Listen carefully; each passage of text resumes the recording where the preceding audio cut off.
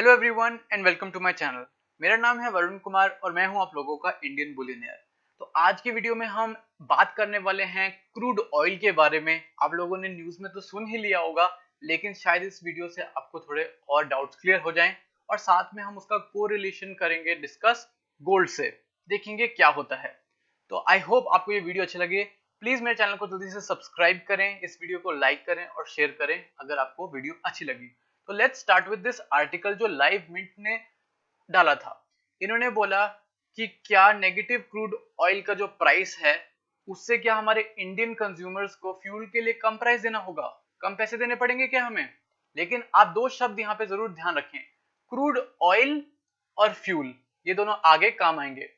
तो यहाँ पर सब हेडलाइन क्या कहती हैं कि नेगेटिव जो प्राइस है इसका मतलब है ये हुआ क्यों, क्योंकि इन्वेस्टर्स जो थे वो कॉन्ट्रैक्ट होल्ड कर रहे थे, उनके पास कॉन्ट्रैक्ट थे क्रूड ऑयल के, लेकिन वो डिलीवरी नहीं लेना चाहते थे ऑयल की, क्योंकि स्टोरेज कॉस्ट भी बढ़ जाती और मे बी अभी स्टोरेज की कमी भी चल रही है, वो भी बताता हूँ। तो अब हमारे इंडिया में क्या होगा प्राइसिंग का, यहाँ पर ये लिखा है कि पेट्रोल और डीजल के लिए जो इंडियन ऑयल कंपनीज है वो सोच रही है कि वो ट्रेड पैरिटी प्राइसिंग डिस्कस करेंगी या कंसिडर करेंगी। वो मैं डिस्कस करूंगा थोड़ी देर में आपसे। तो नीचे अगर हम गए तो यहाँ पर मेन जो है यहाँ लिखा हुआ है, यहाँ ये लिखा हुआ है कि हमारे पास अभी क्या है, ऑयल ज्यादा है, क्रूड ऑयल जो है, रॉ जो है वो ज्यादा है मार्केट में, ठीक है, लेकिन हमारे पास स्टोरेज कम है। ये सब इसीलिए हो रहा है क्योंकि आपको पता है पैंडेमिक यानी कि जो हमारा कोविड है उसके वजह से डिमांड कम है। प्रोडक्शन तो ऐसे धड़ल्ले से चल रही है जैसे डिमांड बहुत है, लेकिन ऐसा तो है नहीं, डिमांड तो डेड है ऑलमोस्ट।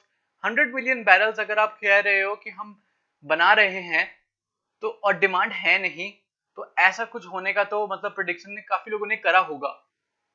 इसकी डिमांड की वजह से क्या हुआ, जो लो डिमांड है और इतना चली जा रहा है हमारी रिफाइनिंग माइनिंग जो भी हो रहा है, उस चक्कर में जो WTI है यानी कि वेस्ट टेक्सास इंटरमीडिएट, तो बेसिकली क्रूड के लिए मोस्टली मैंने दो चीजें सुनी हैं, एक WTI और एक ब्रेंट। तो WTI जो है वो एक्चुअली बेंचमार्क है यूएस क्रूड ऑयल का, ठीक है, और उसी तरीके से ब्रेंट जो है वो यूके का है या यूरोप का एक बेंचमार्क है। इसके वजह से क्या हुआ, वीक डिमांड की वजह से हमारा जो बैरल एक ऑयल का होता है उसका प्राइस चला गया $0 के नीचे। और ये है फर्स्ट टाइम इन हिस्ट्री, पहली बार हिस्ट्री में ऐसा हुआ है। एक बार बता देता हूँ, बैरल जो होता है अराउंड 158.9 लीटर्स होता है, यानी कि 42 यूएस गैलन्स। यहाँ पर बात खत्म नहीं होती है, $0 के नीचे कहां तक गया वो बताते हैं। तो प्राइस जो है वो क्रैश किया है 300%, यानी कि 300%, $17.85 अ बैरल पे था, लेकिन वहां से वो जब नीचे गया तो सीधा 37.63 पर जाके अटका, इतना नीचे। अब ये इसका रीजन मैं आपको फिर से बता देता हूँ। मे का जो कॉन्ट्रैक्ट है, अब आपको पता है कमोडिटीज जो होते हैं usually futures contract spot in सब पे चलती हैं। तो ये जो कॉन्ट्रैक्ट था वो एक्सपायर हो रहा था आज ही, आज मतलब आई थिंक 21 अप्रैल, ठीक है। तो नेगेटिव प्राइसिंग इसीलिए हुई क्योंकि इन्वेस्टर जो थे वो कॉन्ट्रैक्ट जिनके पास है वो कह रहे थे कि हम डिलीवरी नहीं लेंगे और हम स्टोरेज की कॉस्ट जो है बेयर नहीं करेंगे। तो इन्वेस्टर्स को क्या करना पड़ा, उनको पैसे देने पड़े लोगों को, ताकि वो ऑयल जो है क्रूड ऑयल है वो उनके हाथ से ले लें, खत्म करें इनको। ये कहा जा रहा है कि जून का जो कॉन्ट्रैक्ट है वो अभी भी $20 पर बैरल पर ट्रेड कर रहा है। अब यहाँ पे डिस्कस किया क्या इंडिया में क्या फर्क पड़ेगा, क्या हमारे पेट्रोल डीजल सस्ते हो जाएंगे, क्योंकि लोगों के दिमाग में यही सस्ता था, ओ भाई साहब इंटरनेशनल मार्केट पे ऑयल हुआ सस्ता, इसका मतलब है हमारे पेट्रोल और डीजल भी सस्ता हो जाएगा। ऐसा कुछ नहीं है। यहाँ पर बता देता हूँ, ये लिखा है कि इंडिया का जो बेसिकली क्रूड का जो प्राइस जो भी कैलकुलेशन होता है वो एवरेज होता है ओमान, दुबई और ब्रेंट। ब्रेंट क्रूड बेसिकली क्या है कि जो ओपेक कंट्रीज है आई थिंक हम वहां से मंगवाते हैं, तो इसीलिए हम ब्रेंट क्रूड यूज करते हैं। यूएस वगैरह और जो वो जिनको वो एक्सपोर्ट करके देता है वो WTI वाला क्रूड यूज करता है। उनका जो फ्यूचर्स है I think it is trading at 20.56 a barrel on 17 अप्रैल, तो वहां इशू नहीं है। तो इसका मतलब है चिंता मत करो, इंडिया में भी प्राइस नीचे नहीं हुआ है। अब आपको मैं बता दूं एक और चीज कि जो फ्यूल और ऑयल है उसमें बेसिकली ये बात है कि देखो क्रूड ऑयल होती है रॉ और फ्यूल होता है जो ऑब्वियसली रिफाइंड होता है। तो बेसिकली हम जो ले रहे हैं, हम जो प्राइस ले रहे हैं वो फ्यूल का है। तो जब तक इंटरनेशनल मार्केट्स में फ्यूल का प्राइस कम नहीं होता है हम कुछ नहीं कह सकते हैं। ऑयल का प्राइस होना एक चीज होती है और फ्यूल का प्राइस होना कम होती है, अलग चीज होती है। वो बहुत मतलब बात बहुत बड़ी है, लेकिन दोनों का डिफरेंस है। ये नहीं है कि आपका क्रूड ऑयल गिर गया तो फ्यूल भी साथ साथ में गिर गया। हमें दिखना चाहिए अगर लॉन्ग टर्म के लिए कुछ ऐसा दिखे, बट अभी के लिए नहीं है। ऑयल का प्राइस में कोई डिफरेंस नहीं है, सॉरी फ्यूल के प्राइस में डिफरेंस नहीं है, ऑयल में ही डिफरेंस हुआ था। तो अब क्या हो क्या रहा है, अब क्या क्या देखें हम। तो यहाँ पर काफी अच्छा रीजन दिया हुआ है कि हुआ क्यों है ये। ठीक है, तो थर्ड पैरिटी जो प्राइसिंग है, जो पैरिटी प्राइसिंग के हिसाब से सोच रहे हैं वो लोग, उसमें ये इशू है कि इंडिया में इतना टैक्सेशन है, इन दी एंड हमें क्या 10 पैसे या 50 पैसे फ्यूल का प्राइस कम दिखता है, तो इतना मैटर अभी कर नहीं रहा है। करेगा तो मैं डिस्कस जरूर करूंगा। तो यहाँ पर ये वीपी हैं metals energy and currency research Religare broking limited की, इन्होंने ये बोला है कि यहाँ पर एक तरफ WTI था जो कि न्यूयॉर्क मर्सेंटाइल एक्सचेंज में ट्रेड करते हैं, और एक ब्रेंट था जो इंटरकॉन्टिनेंटल एक्सचेंज में ट्रेड करते हैं यूरोप में।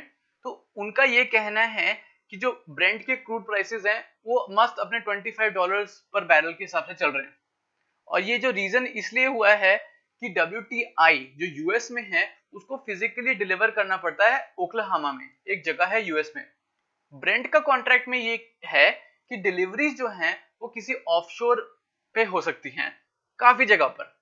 तो ये कॉन्स्टेंट हो सकता है जिसकी वजह से पॉसिबिलिटी है कि हमारे क्रूड ऑयल के प्राइसिंग नीचे चलेगी। एक बार आपको मैप कह रहा हूं, ग्राफ में दिखा देता हूं कि ये जो नीचे गया इतना, ये दिखता कैसे।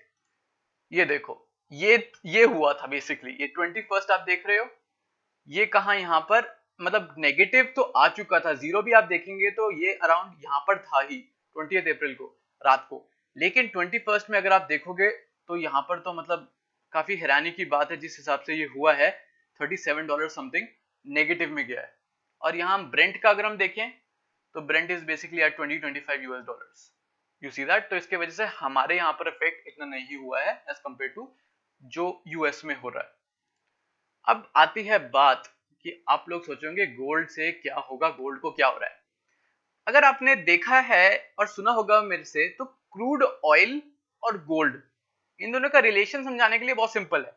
जैसे क्रूड ऑयल ऊपर जाता है तो इन्फ्लेशन बढ़ती है, यानी कि चीजें महंगी होती हैं। और जब चीजें महंगी हो रही होती हैं तो गोल्ड कैसे पीछे रहेगा, गोल्ड भी महंगा हो जाता है। इस टाइम पर क्रूड ऑयल नीचे गया, महंगाई गई कि नहीं? नहीं। इसलिए नहीं गई होगी क्योंकि शायद फ्यूल के प्राइसेस नहीं नीचे गए, क्रूड ऑयल नीचे गया फ्यूचर्स कॉन्ट्रैक्ट के बेसिस पे। सिचुएशन ऐसी चल रही है कि उसको नीचे जाना पड़ा, बट महंगाई तो आई थिंक वहीं पे ही है, उस पर तो कोई डिफरेंस नहीं आया। तो तभी आपका गोल्ड जो है पिछले कई हफ्तों से 1660 से लेके $1700 के रेंज में ऊपर नीचे हो जा रहा है। उसे अगर मैं रुपीस के टर्म में बताऊं तो गोल्ड में हुआ आपका अराउंड 44,000 से लेके 46,000 rupees per 10 grams, GST making charges कुछ नहीं, सिर्फ गोल्ड स्पॉट कमोडिटी प्राइस के बारे में बात कर रहा हूँ। सेम चीज फ्यूचर्स में भी हुई है इंडिया में, लेकिन ये सिर्फ एक एग्जांपल दे रहा हूं मैं। तो ये सारा जो था, उस सारे सिनेरियो में क्रूड ऑयल गिर गया, ये हो गया, वो हो गया, उसमें गोल्ड को ऑलमोस्ट जीरो इफेक्ट पड़ा एक तरीके से। वो बेसिकली अपने ही लाइन में चल रहा है, वो वेट कर रहा है कब मार्केट खुलेंगी एंड वो फिर ऊपर जाएगा। नीचे जाना तो मुझे तो नहीं लग रहा है, जिस हिसाब से गोल्ड के लिए लोग वेट कर रहे हैं कि उनको बस मौका मिल जाए कि वो फिजिकल ले लें। मतलब ठीक है, ट्रेडर्स आर ट्रेडिंग, कहीं ना कहीं वो ट्रेड कर रहे होंगे अपने प्लेटफॉर्म्स पे, बट बहुत लोग ऐसे भी हैं जो ऑब्वियसली वेट कर रहे हैं कि हम ज्वेलरी लेकर रख लें, पता नहीं रिसेशन कब आएगा, रिसेशन ना आ जाए, ऐसे ऐसे प्रॉब्लम्स हैं लोगों के दिमाग में ऑब्वियसली आता ही है। तो लेकिन अभी मैं जिस हिसाब से देख रहा हूँ तो सब फ्लैट ही है गोल्ड का प्राइस। अब देखो, आप लोग मुझे पूछते हो ऊपर जाएगा नीचे जाएगा, मैं आपको कोई फॉल्स होप्स नहीं दे सकता, मैं आपको ये नहीं कह सकता गोल्ड ऊपर चले जाएगा नीचे चले जाएगा।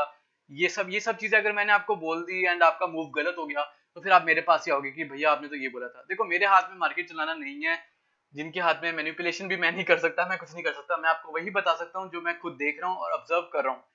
तो ये था मेरा एनालिसिस कि ऑयल और ये सब से इतना इफेक्ट नहीं हुआ है, क्योंकि सबसे पहले WTI यूएस ऑयल पे हुआ है, यूके ऑयल पे नहीं हुआ है, और हमारे फ्यूल पे नहीं हुआ है। जब फ्यूल पे होगा तो हम कुछ कह सकते हैं कि हाँ डिलीवरी नहीं हो रही है या फिर फ्यूल के प्राइसेस बढ़ गए, तो ऑब्वियसली इन्फ्लेशन है, इसका मतलब है गोल्ड की प्राइसिंग भी बढ़ेगी, हर एक चीज का कॉस्ट बढ़ेगा, लोग लेंगे फिर बढ़ेगा, तो ये साइकिल चलती रहेगी। तो ये एक वीडियो थी जिसमें मैंने आपको ऑयल और गोल्ड दोनों के बारे में थोड़ा थोड़ा information they the. I hope आप लोगों को ये वीडियो अच्छी लगी हो।